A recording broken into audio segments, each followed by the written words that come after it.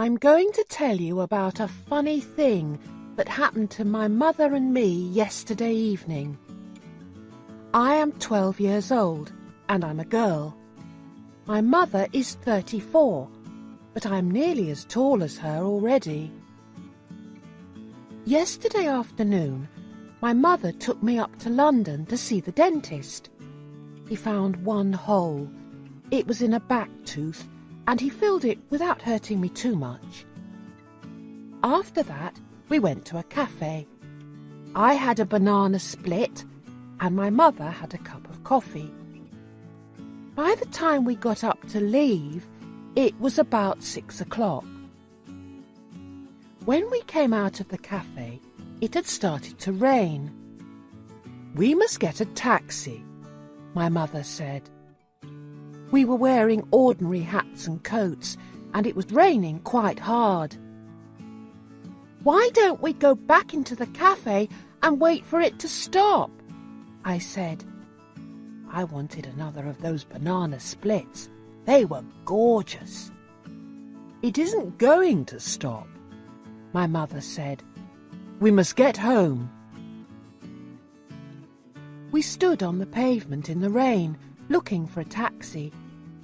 Lots of them came by, but they all had passengers inside them. "I wish we had a car with a chauffeur," my mother said. Just then, a man came up to us. He was a small man, and he was pretty old, probably 70 or more. He raised his hat politely and said to my mother, "Excuse me, I do hope you will excuse me." He had a fine white moustache and bushy white eyebrows and a wrinkly pink face. He was sheltering under an umbrella, which he held high over his head. "Yes?" my mother said, very cool and distant. "I wonder if I could ask a small favour of you," he said. "It is only a very small favour." I saw my mother looking at him suspiciously. She is a suspicious person, my mother. She is especially suspicious of two things: strange men and boiled eggs. When she cuts the top off a boiled egg, she pokes around inside it with her spoon, as though expecting to find a mouse or something. With strange men, she has a golden rule which says, "The nicer the man seems to be, the more suspicious you must become." This little old man was particularly nice. He was polite. He was well-spoken. He was well-dressed. He was a real gentleman. The reason I knew he was a gentleman was because of his shoes. "You can always spot a gentleman by the shoes he wears," was another of my mother's favourite sayings. This man had beautiful brown shoes. "The truth of the matter is," the little man was saying, "I've got myself into a bit of a scrape. I need some help. Not bring down much, I assure you. It's almost nothing, in fact, but I do need it. You see, madam, old people like me often become terribly forgetful." My mother's chin was up, and she was staring down at him along the full length of her nose. It was a fearsome thing, this frosty-nosed stare of my mother's. Most people go to pieces completely when she gives it to them.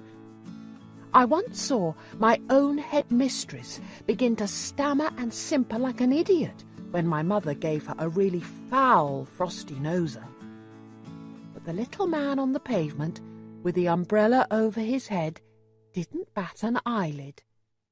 He gave a gentle smile and said, "I beg you to believe, madam, that I am not in the habit of stopping ladies in the street and telling them my troubles.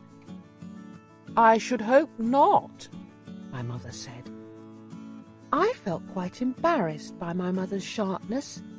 I wanted to say to her, "Oh, Mummy, for heaven's sake!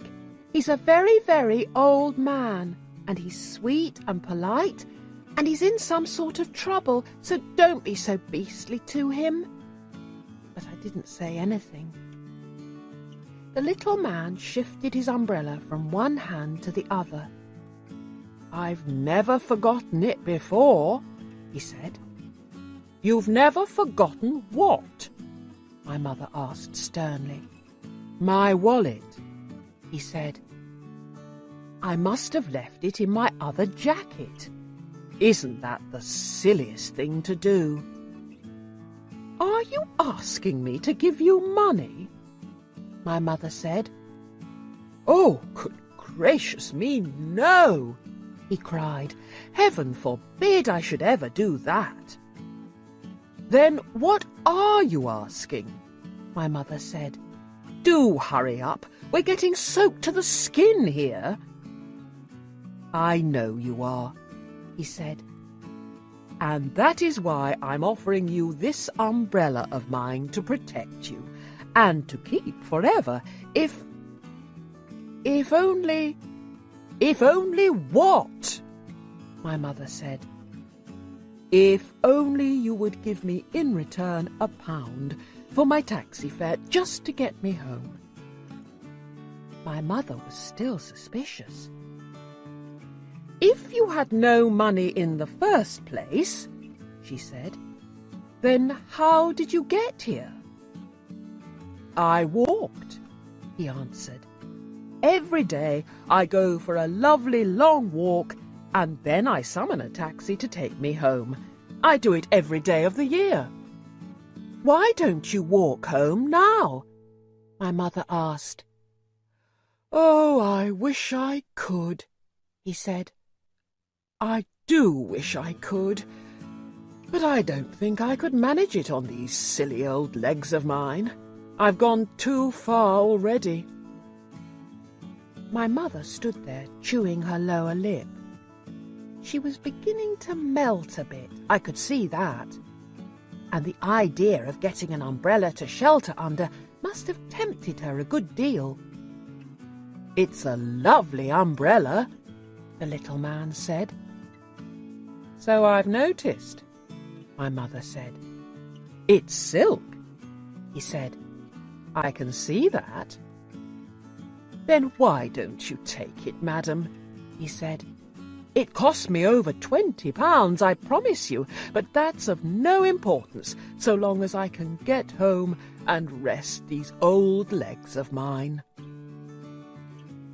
I saw my mother's hand feeling for the clasp of her purse. She saw me watching her. I was giving her one of my own frosty-nosed looks this time, and she knew exactly what I was telling her. "Now listen, Mummy," I was telling her. "You simply mustn't take advantage of a tired old man in this way.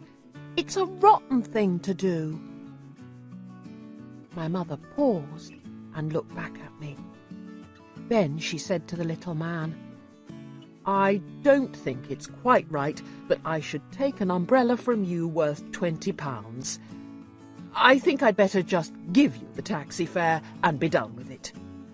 "No, no, no," he cried. "It's out of the question. I wouldn't dream of it, not in a million years. I would never accept money from you like that. Take the umbrella, dear lady, and keep the rain off your shoulders." My mother gave me a triumphant sideways look. "There you are," she was telling me. "You're wrong. He wants me to have it." She fished into her purse and took out a £1 note. She held it out to the little man. He took it and handed her the umbrella. He pocketed the £1, raised his hat, gave a quick bow from the waist, and said, "Thank you, madam, thank you." Then he was gone. Come under here and keep dry, my mother's darling, my mother said. Aren't we lucky? I've never had a silk umbrella before. I couldn't afford it. Why were you so horrid to him in the beginning? I asked. I wanted to satisfy myself he wasn't a trickster, she said. And I did. He was a gentleman. I'm very pleased I was able to help him. Yes, Mummy, I said. A real gentleman, she went on. Wealthy, too. Otherwise he wouldn't have had a silk umbrella. I shouldn't be surprised if he isn't a titled person. Sir Harry Goldsworthy, or something like that. Yes, Mummy. This will be a good lesson to you, she went on. Never rush things. Always take your time when you're summing someone up. They never make mistakes. There he goes, I said. Look! Where? Over there. He's crossing the street. Goodness, Mummy, what a hurry he's in. We watched the little man as he dodged nimbly in and out of the traffic. When he reached the other side of the street, he turned left, walking very fast. He doesn't look very tired to me, does he to you, Mummy? My mother didn't answer. He doesn't look as though he's trying to get a taxi either, I said. My mother was standing very still and stiff, staring across the street at the little man. We could see him clearly. He was in a terrific hurry. He was bustling along the pavement, sidestepping the other pedestrians and swinging his arms like a soldier on the march. He's up to something, my mother said, stony-faced. But what? I don't know, my mother snapped, but I'm going to find out. Come with me. She took my arm and we crossed the street together. Then we turned left. Can you see him? My mother asked. Yes, there he is. He's turning right down the next street. We came to the corner and turned right. The little man was about 20 yards ahead of us. He was scuttling along like a rabbit, and we had to walk very fast to keep up with him. The rain was pelting down harder than ever now, and I could see it dripping from the brim of his hat onto his shoulders. But we were snug and dry under our lovely big silk umbrella. What is he up to? My mother said. What if he turns round and sees us? I asked. I don't care if he does, my mother said. He lied to us. He said he was too tired to walk any further, and he's practically running us off our feet. He's a barefaced liar. He's a crook. You mean he's not a titled gentleman? I asked. Be quiet, she said. At the next crossing, the little man turned right again. Then he turned left, then right. I'm not giving up now, my mother said. He's disappeared, I cried. Where's he gone? He went in that door, my mother said. I saw him into that house. Great heavens, it's a pub. It was a pub. In big letters, right across the front, it said, The Red Lion. You're not going in, are you, Mummy? No, she said. We'll watch from outside. There was a big plate glass window along the front of the pub, and although it was a bit steamy on the inside, we could see through it very well if we went close. We stood huddled together outside the pub window. I was clutching my mother's arm. The big raindrops were making a loud noise on our umbrella. There he is, I said. Over there. The room we were looking into was full of people and cigarette smoke, and our little man was in the middle of it all. He was now without his hat and coat, and he was edging his way through the crowd towards the bar. when he reached it, he placed both hands on the bar itself and spoke to the barman. I saw his lips moving as he gave his order. The barman turned away from him for a few seconds and came back with a smallish tumbler filled to the brim with light brown liquid. The little man placed a £1 note on the counter. "That's my £1!" my mother hissed. "By golly, he's got a nerve!" "What's in the glass?" I asked. "Whiskey," my mother said. "Neat whiskey." The barman didn't give him any change from the £1. "That must be a treble whiskey," my mummy said. "What's a treble?" I asked. "3 times the normal measure," she answered. The little man picked up the glass and put it to his lips. He tilted it gently. Then he tilted it higher and higher and higher, and very soon all the whiskey had disappeared down his throat in one long pour. "That's a jolly expensive drink," I said. "It's ridiculous," my mummy said. "Fancy paying £1 for something to swallow in one go." "It cost him more than £1, I said. "It cost him a £20 silk umbrella." "So it did," my mother said. "He must be mad."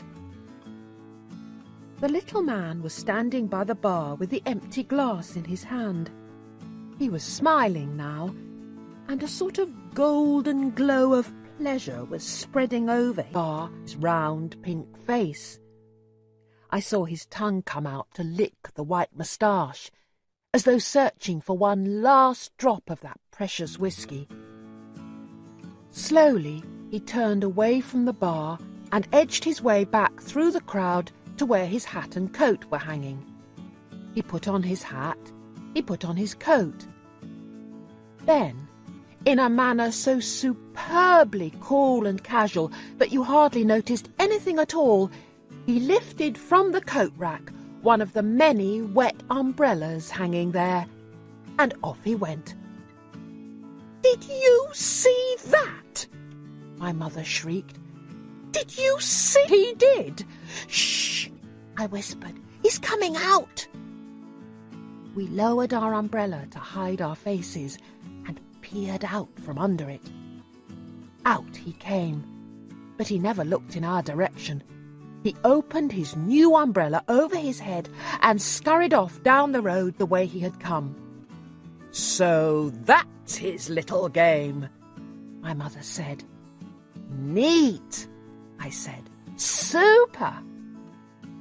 We followed him back to the main street where we had first met him, and we watched him as he proceeded with no trouble at all to exchange his new umbrella for another £1 note.